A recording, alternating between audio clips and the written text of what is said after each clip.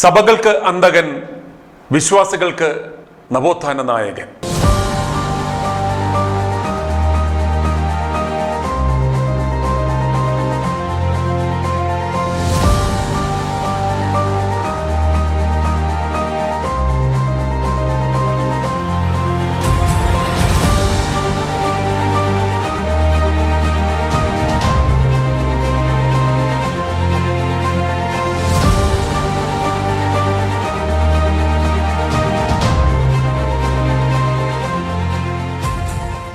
ഇന്നലെ സ്വാതന്ത്ര്യദിനത്തിൽ എനിക്ക് വളരെയേറെ സന്തോഷം പകർന്ന ഒരു ചടങ്ങിനെ കുറിച്ച് എൻ്റെ പ്രിയപ്പെട്ട പ്രേക്ഷകരുമായി സന്തോഷം പങ്കുവയ്ക്കുവാനാണ് ഞാൻ ഇന്ന് ഈ വീഡിയോയുമായി വരുന്നത്.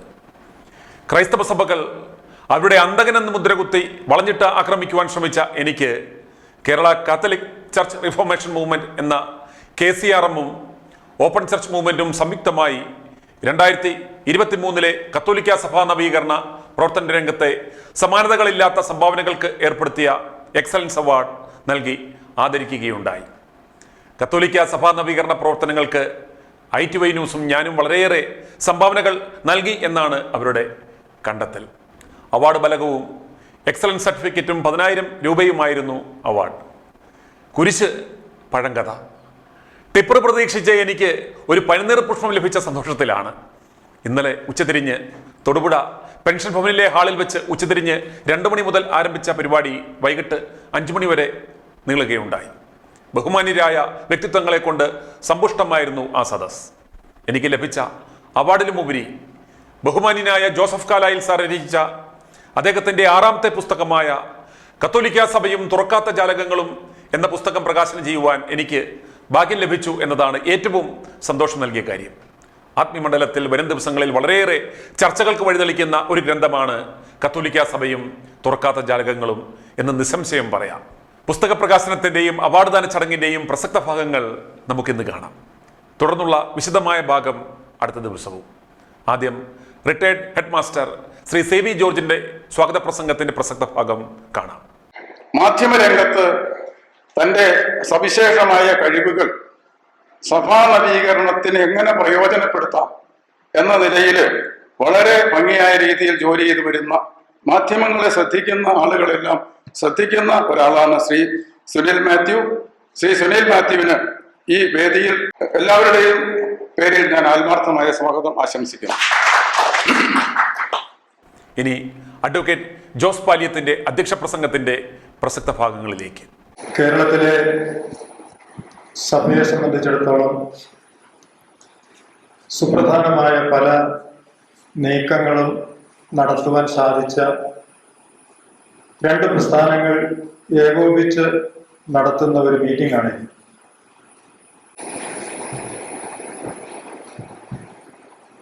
സ്വാഗത പ്രസംഗം പറഞ്ഞതുപോലെ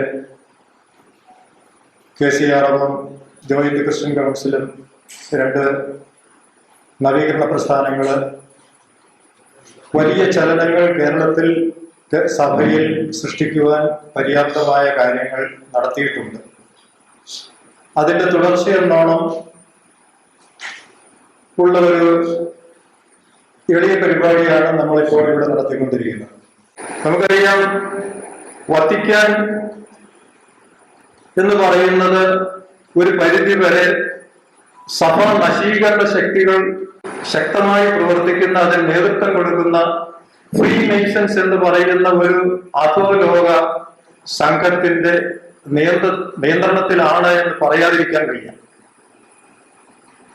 നമ്മുടെ പൗരസ്ത്യ തിരുസംഘം എന്ന് പറയുന്ന കത്തോലിക്ക സഭയുടെ പൗരസ്ത്യ സഭകളെ നിയന്ത്രിക്കുന്ന വലിയ ഒരു സംഘടനയുണ്ട്. ആ സംഘടനയെ നിയന്ത്രിച്ചിരുന്ന 8 വർഷത്തോളം അതിന്റെ നിയന്ത്രണമായിട്ടിരുന്ന ഒരു വ്യക്തിയാണ് ഫാദർ ബിഷപ്പ് ഫ്രാങ്കോ മുളയ്ക്കൽ എന്ന് പറയുന്നത്. കത്തോലിക്കനെ സംബന്ധിച്ചിടത്തോളം, ക്രിസ്തു വിശ്വാസികളെ സംബന്ധിച്ചിടത്തോളം അങ്ങേയറ്റം നാണക്കേടുണ്ടാക്കുന്ന ഒരു സംഭവമാണ്. അതുപോലുള്ള വ്യക്തികൾ നിയന്ത്രിക്കുന്ന ഒരു സഭയിൽ നിന്നും നന്മ പ്രതീക്ഷിക്കാമെന്ന് നമുക്ക് പ്രതീക്ഷിക്കാൻ സാധ്യമല്ല. അങ്ങനെയുള്ള ഒരു സാഹചര്യത്തിലാണ് ചെറുതെങ്കിലും നമ്മളെ പോലുള്ള വ്യക്തികൾ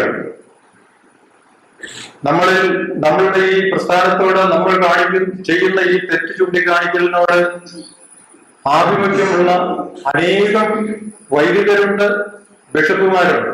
പക്ഷെ അവരെല്ലാം നിശബ്ദരാക്കപ്പെട്ടിരിക്കുക, അവരെല്ലാം അടിച്ചമർത്തപ്പെട്ടുകൊണ്ടിരിക്കുക. അവർക്ക് അനുകൂലമായ ശബ്ദം നമ്മളിൽ നിന്നാണ് വരേണ്ടത്. പുസ്തക പ്രകാശനത്തിന് മുന്നോടിയായി ഗ്രന്ഥകർത്താവ് ജോസഫ് കാലായിൽ സാർ നടത്തിയ പുസ്തക സമീക്ഷയുടെ പ്രസക്ത ഭാഗം കാണുക. ബൈബിൾ നവീകരണം ചില ചിന്തകൾ ആ പുസ്തകത്തിൽ ചേർക്കാൻ വേണ്ടി ഞാൻ എഴുതിയ ഒരു ലേഖനമാണിത്. ഉത്തമഗീതം. ബൈബിളില് 73 പുസ്തകങ്ങളാണ് ബൈബിളിലുള്ളത്. അതിൽ 26ാമത് പുസ്തകമാണ് ഉത്തമഗീതം. ഈ ഉത്തമഗീതം വായിച്ചപ്പോൾ എനിക്ക് തോന്നിയത് നല്ല സുന്ദരമായ ഭാവനകൾ അടങ്ങിയ ഒരു പ്രേമസംഗീതമാണത്. ശൃംഗാരരസം അതിൻ്റെ പരമകാഷ്ഠയിൽ അവതരിപ്പിക്കപ്പെട്ടിട്ടുള്ള ഒരു കാവ്യമാണ് ഉത്തമഗീതം. ഇത് പഴയ നിയമത്തിലാണുള്ളത്. പഴയ നിയമം എന്ന് പറഞ്ഞു കഴിഞ്ഞാല് യുദ്ധങ്ങള്, കൂട്ടക്കുരുതികള്, കൊലപാതകങ്ങള്, ലൈംഗിക ദുർവേഴ്ചകള്, വേശ്യാവൃത്തികള്, അങ്ങനെ തുടങ്ങി എല്ലാം നിറഞ്ഞ ഒരു പഴയ നിയമത്തില് ഇതുപോലൊരു പ്രേമസംഗീതം എങ്ങനെ വന്നു പെട്ടു? കാമുകനും കാമുകിയും തമ്മില് ഉള്ള ആ ഒരു വർണ്ണനയാണ് ഇതിനകത്തുള്ളത്. ഇതിന് സഭ നൽകുന്ന വ്യാഖ്യാനമാണ് അതിന്റെ രസം. ഉത്തമഗീതത്തിന്റെ ആമുഖത്തില് ബൈബിളില് പറയുന്നുണ്ട്, ദൈവവും സഭയും തമ്മിലുള്ള സംഭാഷണമാകുന്നു. ദൈവവും സഭയും തമ്മിലുള്ള സംഭാഷണമാണ് അത് എന്ന് പറയുന്നു. എനിക്കത് മനസ്സിലാകുന്നില്ല. ഈ ദൈവവും സഭയും തമ്മിലുള്ള സംഭാഷണം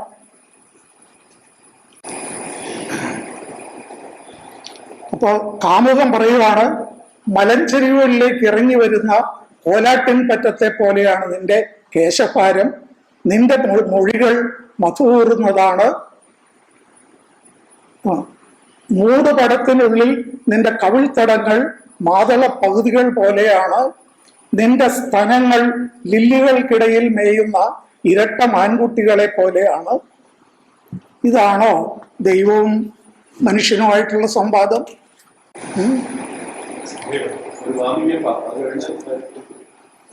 ഈന്തപ്പഴം പോലെ പ്രൗഢിയറ്റവളാണ് നീ, നിന്റെ സ്തനങ്ങൾ അതിൻ്റെ കുലകൾ പോലെയാണ്. ഇതുപോലുള്ള ഇതാണ് ഉത്തമഗീതത്തിലെ വർണ്ണനകൾക്ക് ഞാൻ ചില ഉദാഹരണങ്ങൾ. പിന്നെ ഒരു കാര്യം ചെയ്തിട്ടുണ്ട്, ദൈവവും മനുഷ്യനുമായിട്ടുള്ള സംവാദമാണ് ഉത്തമഗീതമെന്ന് സഭ പറയുമ്പോഴും പ്രായപൂർത്തിയായവർ മാത്രമേ ഉത്തമഗീതം വായിക്കാവൂ. സഭ അങ്ങനെ ഒരു വിലക്ക് കൽപ്പിച്ചു വെച്ചിട്ടുണ്ട്. എനിക്ക് മനസ്സിലാകാത്തത്, തോമായുടെ സുവിശേഷം ബൈബിളിൽ ഉൾപ്പെടുത്തിയില്ല, മഗ്ദലന മറിയത്തിന്റെ സുവിശേഷം ബൈബിളിൽ ഉൾപ്പെടുത്തിയില്ല, ഫിലിപ്പിന്റെ സുവിശേഷം ബൈബിളിൽ ഉൾപ്പെടുത്തിയില്ല. ഈ പ്രേമസംഗീതം, ഈ ഉത്തമഗീതം എങ്ങനെ ബൈബിളിൽ വന്നു കയറി? എനിക്ക് മനസ്സിലാകാത്തത് അതാണ്. ഇനി പുസ്തക പ്രകാശന ചടങ്ങിലേക്ക്. പുസ്തകം എൻ്റെ കയ്യിൽ നിന്നും ഏറ്റുവാങ്ങിയത് സത്യജ്വാല മുൻ chief editor Shri George Moolechalil ആണ്.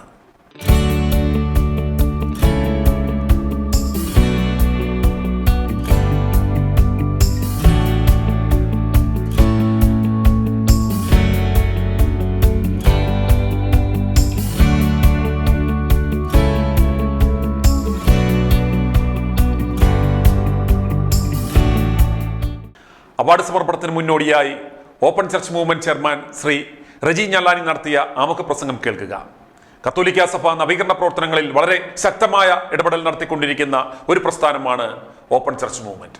എനിക്കറിയാം നമ്മൾ ഓരോരുത്തരും ഓരോ ദിവസവും നമ്മുടെ മൊബൈൽ ഇന്ന് സോഷ്യൽ മീഡിയ നമുക്ക് മുഖ്യധാര മാധ്യമങ്ങൾ നമ്മളെ ഒഴിവാക്കി പോകുമ്പോൾ നമ്മൾ പറയുന്ന സത്യം വിളിച്ചു പറയുമ്പോൾ അത് നാട്ടിലെത്താതെ ഇരിക്കുന്ന സാഹചര്യം ഉണ്ടാകുമ്പോൾ അതിന് പിന്നാമ്പുറം വരുന്ന അല്ലെങ്കിൽ അതിനെ മുന്നോട്ട് കൊണ്ടുപോകാൻ സഹായിക്കുന്ന ഒരു മാധ്യമമായിട്ട് മാറിയിട്ടുണ്ട് ഇന്ന് സോഷ്യൽ മീഡിയ.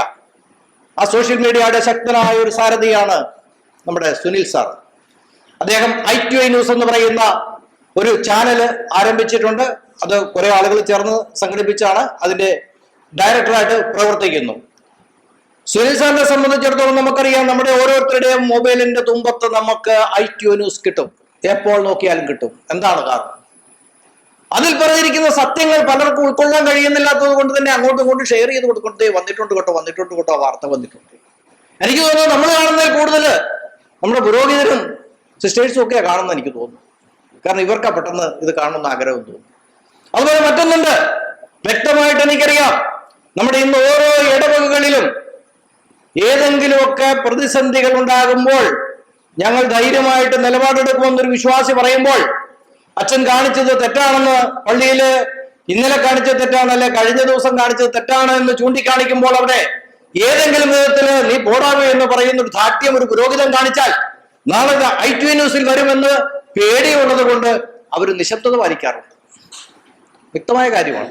അതുകൊണ്ട് സഭാനവീകരണ പ്രവർത്തന രംഗത്ത് നമുക്ക് ഓരോരുത്തർക്കും ഓരോ റോളുകൾ ഉണ്ടെങ്കിലും മഹനീയമായ ഒരു വർക്കാണ് സുനിൽ സാറിന്റെ ഭാഗത്തുനിന്നുണ്ടാകുന്നത്. സുനിൽ സാറിനെ സംബന്ധിച്ച് പറയുമ്പോൾ അദ്ദേഹം ഇടുക്കി ജില്ലയുടെ പുറ്റടി പ്രദേശത്തും നെടുങ്കണ്ടം MES കോളേജിലും യൂണിവേഴ്സിറ്റി കോളേജിലും ഒക്കെ വിദ്യാഭ്യാസ കാലഘട്ടം കഴിഞ്ഞ് ബിരുദം നേടി ബിരുദാനന്ദ ബിരുദത്തിലേക്ക് പോയി. അവസാനം കൗമുദിയില് മലയാള മനോരമയിലും പിന്നീട് കൗമുദിയിലും പത്രപ്രവർത്തനം ആരംഭിച്ചു. വലിയ നിലയിലേക്ക്, വലിയ സ്ഥാനങ്ങളിലേക്ക് ആ കാലഘട്ടങ്ങളിൽ ഉയരുവാൻ അദ്ദേഹത്തിന് കഴിഞ്ഞു. വീണ്ടും അദ്ദേഹം NCCയുടെ വലിയൊരു കേഡറ്റ് ആയിരുന്നു. ഡൽഹിയില് എനിക്ക് തോന്നുന്ന ഏത് വർഷമാണ് സാർ നമ്മുടെ റിപ്പബ്ലിക്കിന്റെ പരേഡിൽ 1996 ആ പരേഡിനെ നയിച്ചത് സീനിയർ വിഭാഗത്തില് NCCയുടെ പരേഡിനെ നയിച്ച് കേരളത്തിന്റെ അഭിമാനമായ ആദ്യത്തെ മലയാളി സുനിൽ സാറായിരുന്നു. അതുപോലെ യൂണിവേഴ്സിറ്റിയിലെ പല കലാപരിപാടികളിലും അതുപോലെ സ്പോർട്സ് രംഗത്തുമൊക്കെ മഹനീയ സാന്നിധ്യമായി നേതൃത്വ നിരയിൽ നിന്ന ആളാണ്. ഇന്ന് ITI ന്യൂസിന്റെ സാരഥിയായി പോവുകയാണ്. ITI ന്യൂസിന്റെ സാരഥിയായി മുന്നോട്ട് പോകുന്ന ഈ സാഹചര്യത്തിൽ നമുക്ക് എല്ലാവർക്കും എപ്പോ വേണമെങ്കിലും നിങ്ങളുടെ മൊബൈല് ഓപ്പൺ ചെയ്ത് നോക്കാം.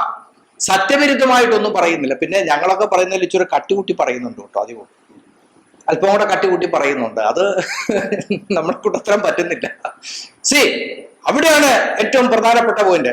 കട്ടി കൂടുമ്പോൾ തിരിച്ചുള്ള ആക്രമണവും കട്ടിയുള്ളതായിരിക്കും. ഏതാണ്ട് 6 or 7 വധശ്രമം കഴിഞ്ഞു.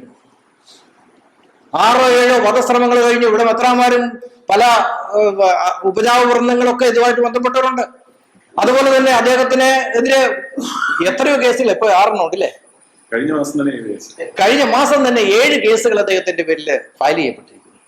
നമ്മള് വളരെ ഗൗരവത്തോടെ ചിന്തിക്കേണ്ട കാര്യം, നമ്മളെ പോലെ ചിന്തിക്കുകയും ഇതുപോലെ സത്യം വിളിച്ചു പറയുകയും ചെയ്യുന്ന ആളുകൾക്കെതിരെ കേസ് കൊടുക്കുകയും അവരെ ഇല്ലായ്മ ചെയ്യുകയും ചെയ്യുന്ന തരത്തിലേക്ക് കാര്യങ്ങൾ നീങ്ങിയാൽ നാളെ നമുക്കാർക്കും നാവ് ഉയർത്തി ഒന്നും പറയാൻ കഴിയില്ല. അങ്ങനെ ഒരു സവിശേഷമായ സംവിധാനം നമ്മുടെ നാട്ടിൽ നിന്നുണ്ടായാൽ നാളത്തെ ഗതി എന്താവും?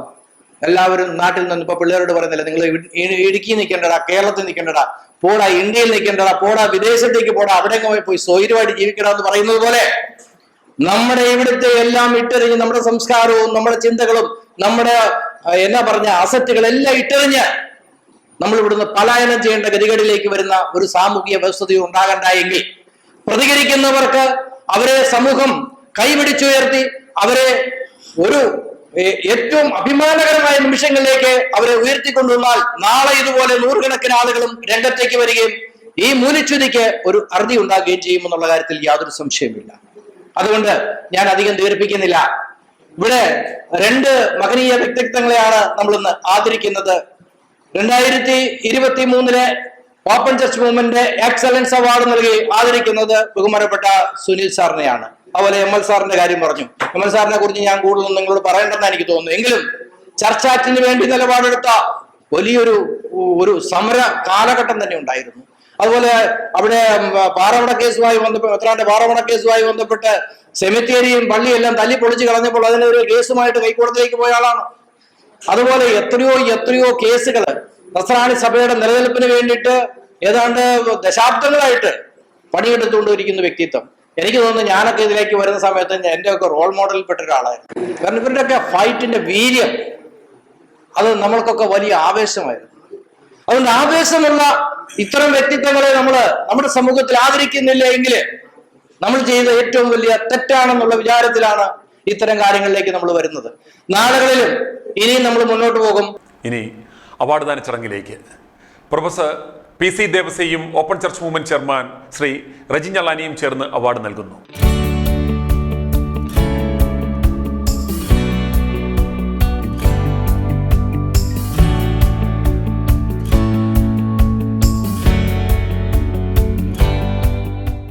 അവാർഡ് സ്വീകരിച്ച ശേഷം ഞാൻ നടത്തിയ മറുപടി പ്രസംഗത്തിന്റെ പ്രസക്ത ഭാഗം കാണാം.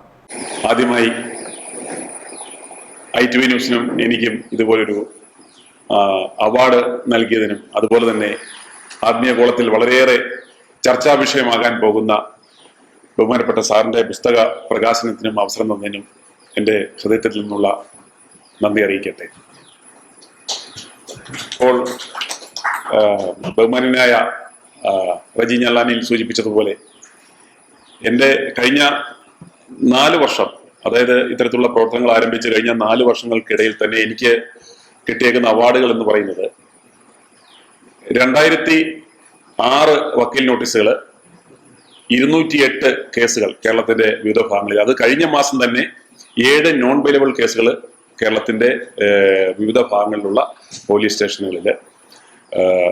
ഇതൊക്കെയാണ് എനിക്ക് ഇതുവരെ. പിന്നെ 6 വധശ്രമങ്ങളല്ല, 20ഓളം വധശ്രമങ്ങൾ. ഇത്രയുമാണ് എനിക്ക് ഈ പ്രവർത്തനങ്ങൾ കൊണ്ടുണ്ടായ എനിക്ക് ഇതുവരെ കിട്ടിയേക്കുന്ന അവാർഡുകൾ. അന്നേരം ഇന്നാണ് വളരെ വ്യത്യസ്തമായ ഒരു അവാർഡ് ലഭിക്കുന്നത്. വളരെ സന്തോഷമുണ്ട് ഇത്തരം ഒരു കൂട്ടായ്മയിൽ പങ്കെടുക്കുന്നതിൽ. കാരണം രാജ്യം ഇന്ന് സ്വാതന്ത്ര്യത്തിന്റെ ആഘോഷത്തിലാണ്.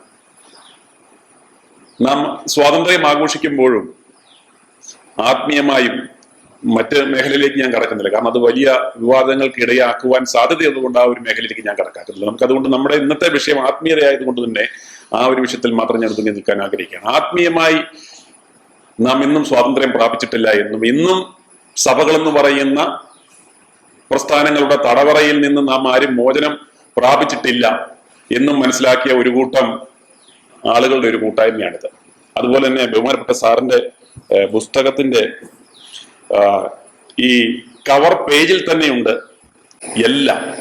അതായത് ഒരു 10 ലക്ഷം വാക്കുകൾ കൊണ്ട് വിവരിക്കേണ്ടുന്ന സംഗതികളെല്ലാം തന്നെ ഈ ഒരൊറ്റ വിഷ്വലിലൂടെ അദ്ദേഹം നമുക്ക് മനസ്സിലാക്കി തരുന്നുണ്ട്.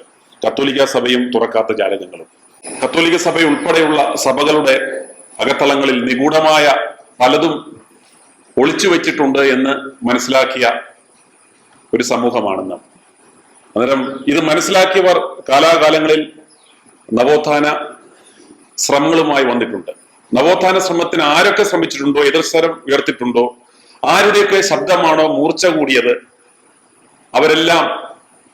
അവർക്കാർക്കും നല്ലൊരു അന്ത്യം ഉണ്ടായിട്ടില്ല. എത്രത്തോളം ഷാർപ്പായിട്ട് നവീകരണങ്ങൾക്ക് വേണ്ടി വാദിച്ചിട്ടുണ്ടോ അവർക്കാർക്കും സമാധാനം ഉണ്ടായിട്ടില്ല. അവർക്കാർക്കും അവർ ജീവിച്ചിരുന്ന കാലയളവിൽ ഒരു അക്സെപ്റ്റൻസും ഉണ്ടായിട്ടില്ല. അവരെല്ലാം ഓർമ്മിക്കപ്പെട്ടത്, അല്ലെങ്കിൽ അവരെല്ലാം വീണ്ടും അനുസ്മരിക്കപ്പെട്ടത് അവരുടെ മരണശേഷം മാത്രമാണ് അവരുടെ വാല്യൂ മനസ്സിലാക്കിയിരുന്നത്. അന്നേരം അതുകൊണ്ട് തന്നെ ഈ നവീകരണ പ്രസ്ഥാനങ്ങൾ എന്ന് പറയുന്നത്, ഇതിൽ പ്രവർത്തകർ എന്ന് പറയുന്നത്, അവരുടെ ജീവിതകാലം എന്ന് പറയുന്നത് ഏറ്റവും ദുർഘടവും കല്ലും മുള്ളും നിറഞ്ഞതും ഏറ്റവും അപമാനം നിറഞ്ഞതും കുടുംബത്തിലും സമൂഹത്തിലും രാജ്യത്തും ഏറ്റവും വെറുക്കപ്പെട്ടവരും ഏറ്റവും ജീവിച്ചിരിക്കുന്ന സമയത്ത് ഏറ്റവും ഭീകരരും ഇവരായിരിക്കും. ഇപ്പൊ എനിക്ക് വളരെ സന്തോഷം തോന്നുന്നു, ഈ KCRM അതുപോലെ തന്നെ ഓപ്പൺ ചർച്ച് മൂവ്മെന്റ് പോലെയുള്ള നവോത്ഥാന പ്രസ്ഥാനങ്ങൾ വെട്ടിയ പാതയിലൂടെ ഒരു യാത്ര തുടങ്ങിയേക്കുന്ന വ്യക്തി മാത്രമാണ് ഞാൻ. ഇപ്പോൾ കത്തോലിക്ക സഭ ഉൾപ്പെടെയുള്ള സഭകൾ പേടിക്കുന്നത് രണ്ട് പ്രധാനപ്പെട്ട കാര്യങ്ങളാണ്. കത്തോലിക്ക സഭ മാത്രമല്ല, എല്ലാ സഭകളും. ഒന്ന് DNA ടെസ്റ്റ്, 2 സോഷ്യൽ മീഡിയ. ഇവരുടെ എല്ലാ കാൽക്കുലേഷനും തെറ്റിച്ചത് ഈ 2 കണ്ടുപിടുത്തങ്ങളായിരുന്നു. ഇനി 2022 മികച്ച സഭാ നവീകരണ പ്രവർത്തകനുള്ള award Catholic layman association general secretary Shri ML ജോർജിന് ശ്രീ ജോർജ് ജോസഫും ആന്റോ മാങ്കൂട്ടവും ചേർന്ന് നൽകി ആദരിക്കുന്നു.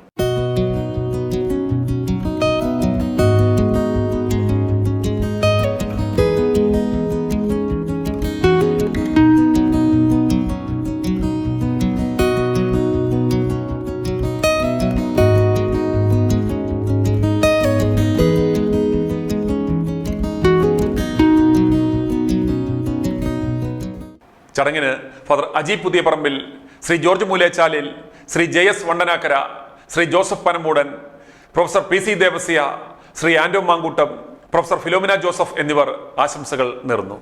ശ്രീ OM പീറ്റർ ചടങ്ങിന് നന്ദിയും പ്രകാശിപ്പിച്ചു. ചടങ്ങിൻ്റെ വിശദമായ ഭാഗം അടുത്ത എപ്പിസോഡിൽ കാണാം.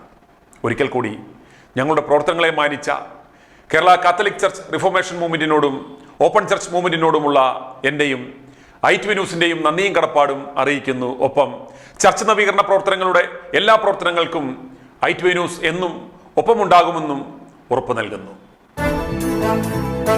i2i News, an eye for truth. i2i news subscribe ചെയ്തിട്ടില്ലാത്തവർ ഇപ്പോൾ തന്നെ സബ്സ്ക്രൈബ് ചെയ്യുക. നോട്ടിഫിക്കേഷൻ ലഭിക്കുവാൻ ബെൽ ബട്ടണും അമർത്തുക.